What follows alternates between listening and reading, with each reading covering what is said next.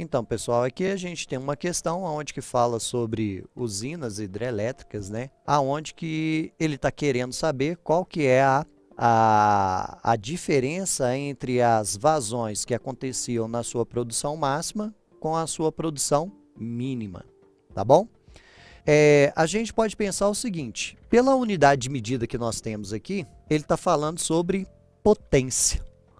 Potência é trabalho sobre o tempo. E a vazão está justamente associada em função do tempo. Então, eu vou pensar o seguinte, a potência da sua geração máxima, tá certo? Que eu vou chamar aqui, ó, capacidade de geração, vou chamar a potência de geração, vai ser dado pelo trabalho realizado pela força, peso, ou pela variação da energia potencial gravitacional, mgh, sobre o intervalo de tempo. Ali eu tenho a potência dessa informação. Tá bom? Outra coisa que eu vou ter que lembrar aqui é o seguinte. A massa, a gente vai substituir ela por densidade vezes volume. Então, a gente tem que a potência de geração vai ser a densidade da água, vezes o volume, vezes a gravidade, vezes a altura. Olha só, volume sobre intervalo de tempo é justamente o que a gente quer, que é a vazão. Então, é aquele V de volume sobre ΔT que a gente quer descobrir. Tanto quando está se produzindo, tem a capacidade máxima, ou quando tem a capacidade instalada nos meses de setembro e outubro, tá certo? Então, isolando aqui, a gente vai perceber que esse volume, essa vazão, né, na verdade, vai ser igual à potência, no caso aqui a gerada, sobre a densidade, vezes a gravidade, vezes a altura, que é a altura da queda da nossa água, que foi os dados que ele me forneceu aqui.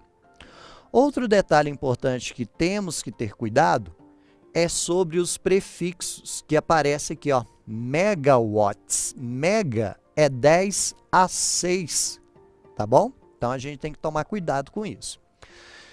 Então, ó, a vazão na produção máxima, né, na capacidade gerada, vai ser a sua potência, que é 11,2 mil, vou multiplicar aqui por 10 a 3, vezes 10 a 6, que é o mega, sobre a densidade da água, que é 1000, vezes a gravidade, que vale 10, vezes a altura de queda, que é de 85 metros, vezes 85. Então, a vazão que a gente vai ter com a produção máxima vai ser de 11,2 vezes... Posso cancelar esse 10 a 3 com esse 10 a 3, ficando, então, 10 a 5, porque 10 a 6 sobre 10 vai dar 10 a 5, dividido por 85. Então, a vazão na capacidade máxima, colando aqui, vai ser de 1,32 vezes 10 a 4 metros cúbicos por segundo. Agora, eu vou fazer a mesma conta com a capacidade mínima e depois tiro a diferença. Então, já aproveitando aqui a expressão, ó, que vai ser o volume sobre intervalo de tempo, que é a vazão, é igual à potência nos meses de setembro e outubro, que é isso daqui, ó, 1170 vezes 10 a 6, sobre a densidade, que é 10 a 3, vezes a gravidade, que vale 10, vezes a altura, que é 85.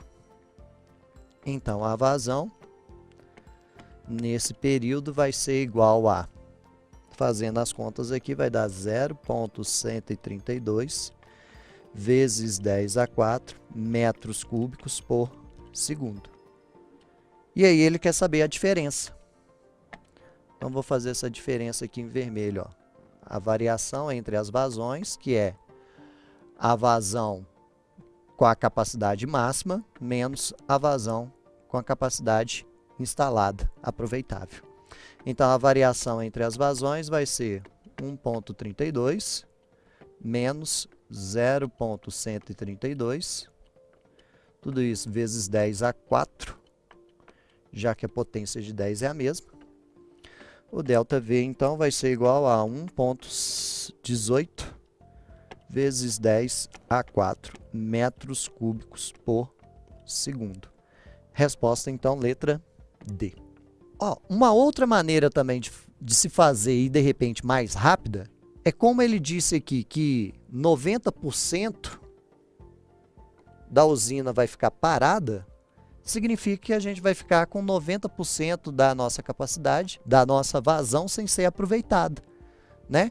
Então, a gente determinou aqui a vazão máxima, que foi esse valor. Encontrando 90% dela, a gente vai ter justamente a variação. Porque a quantidade da vazão que a gente vai ter nos meses de setembro e outubro corresponde a 10% da nossa vazão total. Uma outra maneira de fazer essa conta poderia ser desse jeito. Achar a vazão total, multiplicar por 0,9, que seria 90%. Essa vai ser a variação da vazão que a gente vai ter, ok?